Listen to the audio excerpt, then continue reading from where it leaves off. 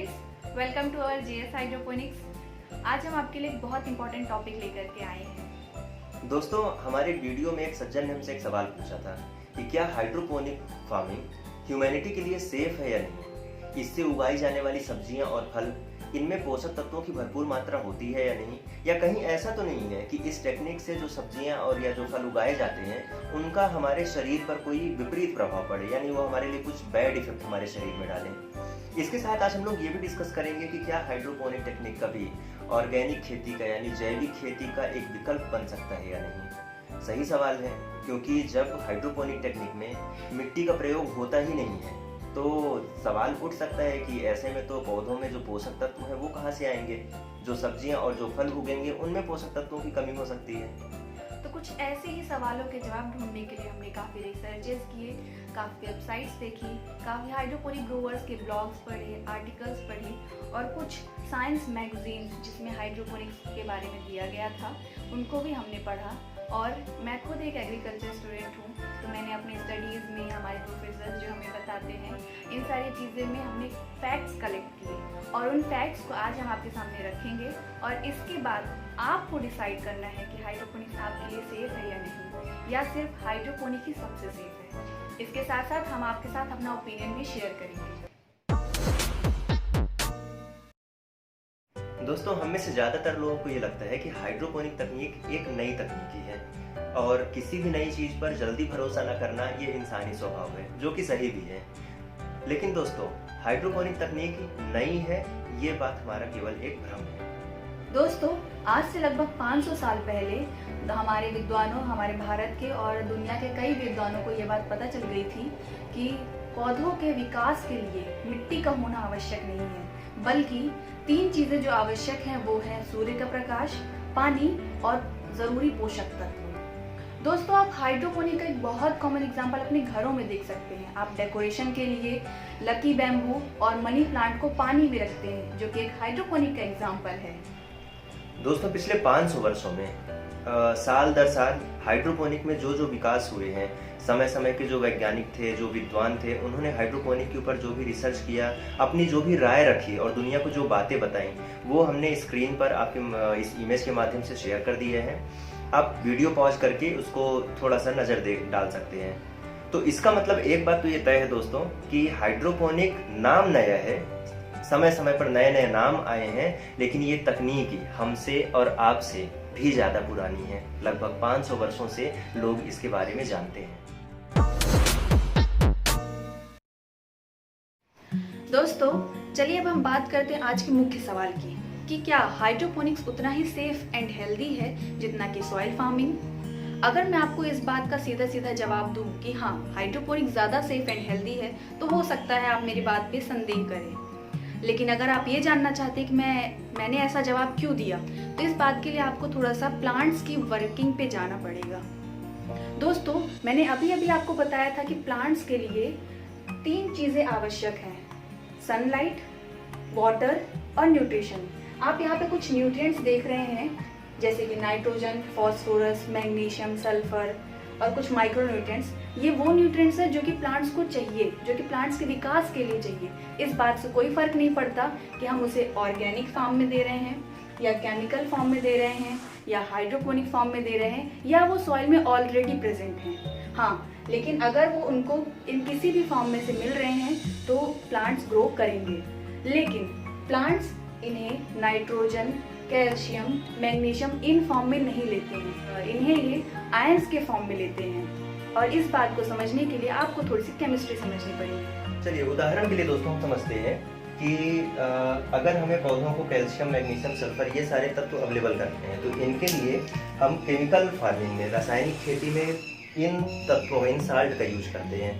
ठीक है, जैसे जब हम पौधों को देते हैं मैग्नीशियम सल्फेट, तो इसमें मैग्नीशियम आयन के रूप में ब्रेक होता है और सल्फर सल्फेट आयन के रूप में ब्रेक होता है। यहाँ पर आप ये समझ रहे हैं कि ये आयन ही पौधे एब्जॉर्ब करते हैं। तो आपने क्या देखा कि मैग्नीशियम डायरेक्टली मैग्नीशियम रूप में ना होकर के आयन के रूप में पौधों ने एब्जॉर्ब किया, सल्फर को सल्फेट रूप में एब्जॉर्ब किया। इसी प्रकार कैल्शियम नाइट्रेट सॉल्ट होता है, पीए सॉल्ट, कैल्शियम आयन के रूप में ब्रेक होता है, नाइट्रेट आयन के रूप में ब्रेक होता है। तो इससे पौधों को कैल्शियम मिलता है और नाइट्रेट से नाइट्रोजन मिलता है। कहने का सीधा मतलब मैं ये समझाना चाह रहा हूँ कि हमने जो भी साल्ट दिया उसमें ये तत्व पौधों को आयन के रूप में ही अवेलेबल होता है।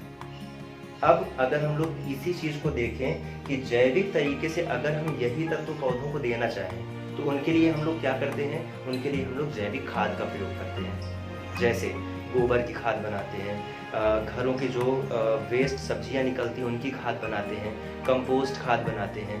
देखिए होता सब में क्या है, आपको लगता है कि अगर हम डायरेक्टली गाय का गोबर खेतों में फेंक देंगे तो वो खाद का काम करेगा?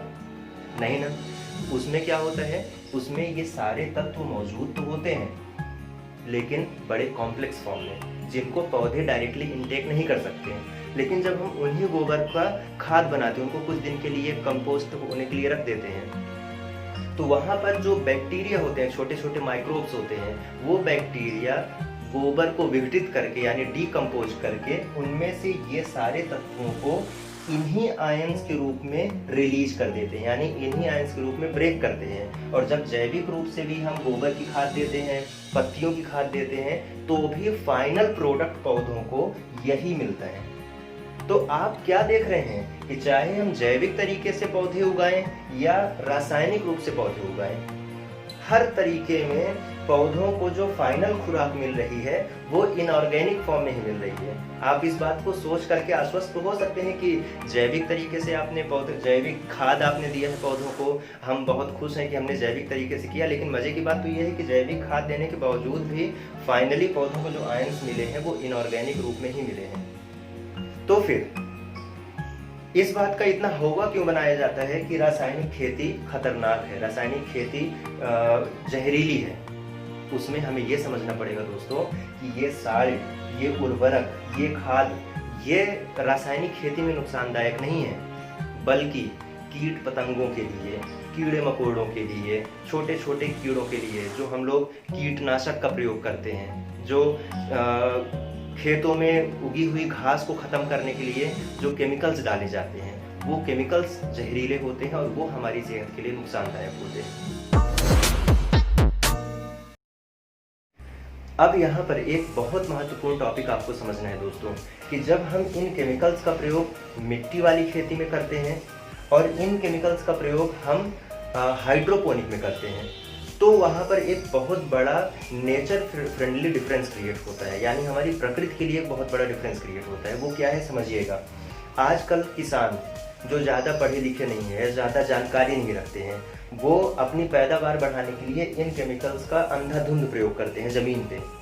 तो इसकी वजह से ये केमिकल्स पौधों के लिए नुकसानदायक तो नहीं होते हैं, लेकिन अप्रत्यक्ष रूप से हमारी मिट्टी के लिए और खेतों में से हो करके जब बारिश के पानी के साथ ये नदियों नालों में पहुँचते हैं तो वहाँ पर जो जीव जंतु होते हैं पानी के, उनके लिए नुकसानदायक होते हैं। तो हम ऐसा कह सकते हैं कि जब हम इन केमिकल्स का प्रयोग मिट्टी में करते हैं, मिट्टी वाली खेती के लिए करते हैं, तो ये प्रत्यक्ष रूप से नहीं लेकिन परोक्ष रूप से, अप्रत्यक्ष रूप से हमारे लिए नुकसानदायक हो सकते हैं। लेकिन हाइड्रोपोनिक एक बहुत बड़ा वरदान साबित होता है। क्यों? क्योंकि हाइड्रोपोनिक में मिट्टी का प्रयोग हम करते ही नहीं है, इसमें भूमि का काम ही नहीं होता है। इसमें तो सारे के सारे साल्ट्स को बहुत ही बैलेंस्ड अमाउंट में हम डायरेक्टली पानी में घोलते हैं और उसी पानी में ही पौधों को ग्रो कराया जाता है। इसकी वजह से क्या फ़ायदा होता है कि मिट्टी के प्रदूषित होने का या मिट्टी के क्षरण होने का या उसकी उर्वरक शक्ति के कम होने का सवाल ही पैदा नहीं होता है। और इसके साथ साथ हाइड्रोपोनिक में एक फ़ायदा और भी होता है कि चूँकि यहाँ पर हम लोग पानी के TDS को, पानी में घोले जाने वाले सॉल्ट्स को अपने हिसाब से हम मॉडिफाइड कर सकते हैं, बैलेंस कर सकते हैं। तो इससे सबसे बड़ा फ़ायदा होता है, इस बात पर ध्यान दीजिएगा दोस्तों, इससे सबसे बड़ा फ़ायदा हमें ये होता है कि पौधों में हम सारे तत्वों के सॉल्ट अपने हाथ से मिलाते हैं। इसकी वजह से जो पैदावार होती है, जो सब्जी उगती है, जो फल उगते हैं, उनमें इन सारे तत्वों की प्रचुर मात्रा मौजूद होती है, पर्याप्त मात्रा मौजूद होती है। आजकल देखिए, मैं किसानों की मंशा पर सवाल नहीं उठा रहा, लेकिन समस्या ये है कि हिंदुस्तान में आज भी बहुत से किसान ऐसे हैं जो कम पढ़े लिखे हैं, जिनके पास पर्याप्त नॉलेज नहीं है, जो ये नहीं समझते हैं कि आयरन का क्या यूज है, मॉलिब्डेनम का क्या यूज है, बोरॉन का क्या यूज है इंसान के शरीर के लिए, तो वो केवल बेसिक फर्टिलाइजर का ही यूज करते हैं, उनसे ही वो सब्जियां उगाते हैं। इसकी वजह से सबसे बड़ी प्रॉब्लम किस चीज़ की क्रिएट हो रही है कि हमारे यहाँ जो पालक आती है उसमें पर्याप्त मात्रा में आयरन नहीं होता, हमारे यहाँ जो स्ट्रॉबेरी आता है उसमें पर्याप्त मात्रा में मॉलिब्डेनम नहीं होता। इस वजह से जो ज़मीन से उगाई जाने वाली सब्जियां हैं उनमें आज पर्याप्त मात्रा में पोषक तत्व मौजूद नहीं है। बट जब आप हाइड्रोपोनिक की शुरुआत करते हैं अपने घरों पे, तो आप इन सारे तत्वों को अपने हिसाब से मॉडिफाइड करके डालते हैं, तो जो पैदावार होती है वो ज़्यादा सेफ और ज़्यादा सेहतमंद होती है। सेफ किस लिहाज से, क्योंकि आपको पता है कि पौधों में मिट्टी के माध्यम से कई प्रकार की बीमारियां आती हैं, बहुत से कीड़े मकोड़े लगते हैं, लेकिन हाइड्रोपोनिक में हमारा व्यक्तिगत अनुभव रहा है कि इसमें कीड़े मकोड़ों की समस्या बहुत कम आती है। और अगर हम केमिकल वाले कीटनाशक का यूज़ ना करके हम नीम से बनी हुई कीटनाशक का यूज़ करते हैं, हम ऑर्गेनिक कीटनाशक का यूज़ करते हैं, तो वो हमारी सेहत के लिहाज से बहुत ही अच्छी होते हैं। तो दोस्तों, जैसा कि आपने अभी देखा कि हम पौधों को न्यूट्रिएंट्स चाहे इनऑर्गेनिक फॉर्म में दें यानी केमिकल तरीके से दें या ऑर्गेनिक तरीके से दें, वो लास्ट में जा कर के इनऑर्गेनिक तरीके से ही लेते हैं, जैसे कि आयंस के फॉर्म में। तो यहाँ से सवाल ही ख़त्म हो जाता है कि हाइड्रोपोनिक्स ऑर्गेनिक है या इनऑर्गेनिक है। अगर आपने ऑर्गेनिक पेस्टिसाइड्स का यूज़ किया है, जैसे कि नीम ऑयल हो गया या लेमन ग्रास हो गया या इसी तरह के पेस्टिसाइड्स जैसा कि हम लोग यूज़ करते हैं, तो आपका हाइड्रोपोनिक ऑर्गेनिक के इक्विवेलेंट है।